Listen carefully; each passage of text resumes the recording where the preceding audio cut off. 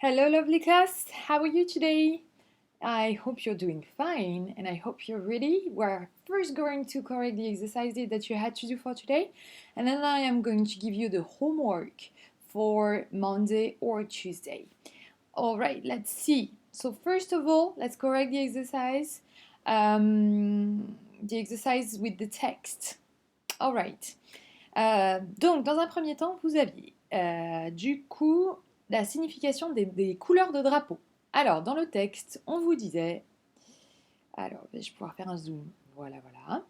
On vous disait que black flag meant, donc mean, hop, nouveau verbe irrégulier, ça peut être intéressant. Mean. Au passé, ça fait meant, et ça veut dire signifier, vouloir dire. Ok?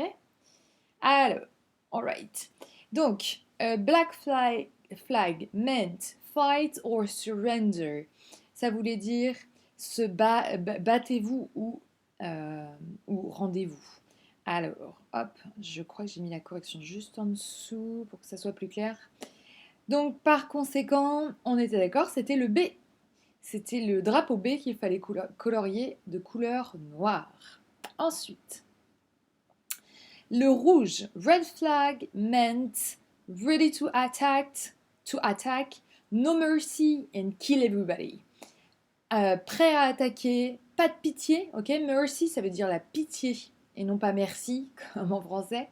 Donc, pas de pitié et tuons tout le monde en fait, kill everybody. Donc, le drapeau rouge, c'était donc celui-ci, le C. Donc, celui-là, il fallait le colorier en rouge. Ensuite, on vous mettait que the white flag signaled the end of hostilities and start the negotiations. Le drapeau blanc signifiait la fin des hostilités et le début des négociations. Donc évidemment, il nous en reste un, c'était le A. Ok. Ensuite, on vous disait read the text. Oh, by the way, j'ai oublié de vous dire que là, c'est vrai que vous auriez pu le laisser blanc comme ça. Si vous l'avez laissé blanc comme ça, c'est très bien parce que c'est vrai que colorié en blanc, on n'a pas toujours des crayons de couleur blanc, donc il n'y a aucun souci. Ok. Read the text. Read the end of the text. What transparent words do you recognize? Vous en avez plusieurs. Alors moi, dans ma correction, c'est vrai que j'ai mis notamment skeleton et uniform, mais il y en avait d'autres. Okay, donc si vous en reconnaissez d'autres, bah, tant mieux. Spot the words used to describe a location in the description of the three flags. Eh bien, vous aviez pour décrire la localisation de la description des trois drapeaux, vous aviez au centre, in the center, on the right, à droite, on the left, à gauche. Ok. Ensuite, du coup, le vocabulaire. Alors, on avait a skeleton, hop, c'est un squelette. Ça, je pense que vous le connaissez maintenant. Norm, un bras, ça aussi, normalement, vous connaissez. Wings, alors, peut-être que là, vous connaissez. Ce sont les ailes, juste ici, numéro 7. Flag, alors, où est-ce qu'il est mon flag? A flag at the top. Flag, un drapeau. Dagger, ici, qu'on pourrait traduire en fait, on vous met a small knife, mais on pourrait le traduire tout simplement par un poignard. A dagger. Then you had a skull, qui est évidemment une tête de mort. An hourglass, qui est, il est où mon sablier? Mon sablier, là, le sablier, an hourglass. Ok. A heart, ça aussi vous connaissez en général, un cœur.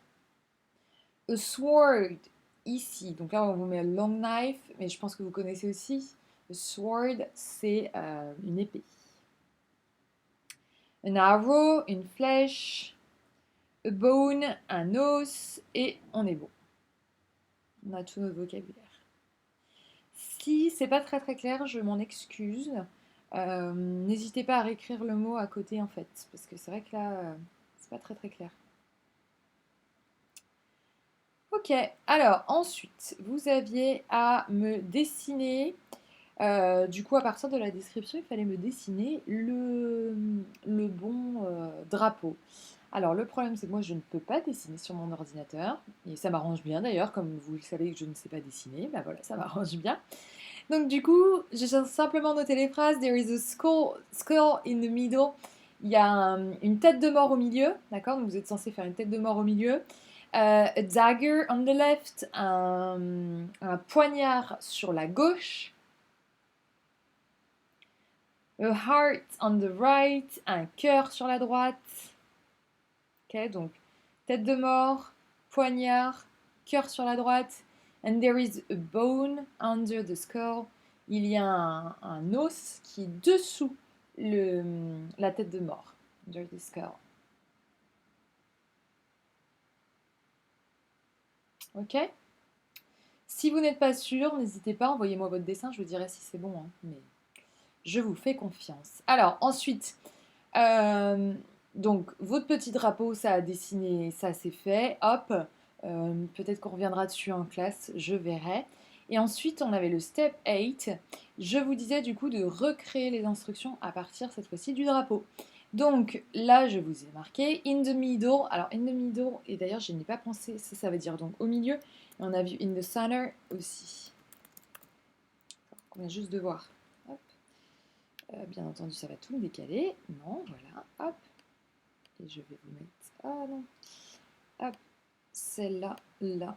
Non, toujours pas. Alors, celle-là, là, pour faire quelque chose de plus propre. Et celle-là, là. Voilà. Here we go. So, in the middle, in the center, there was an hourglass. There was an hourglass. And there were wings. Il y avait du coup un sablier et il y avait du coup des ailes. Ok.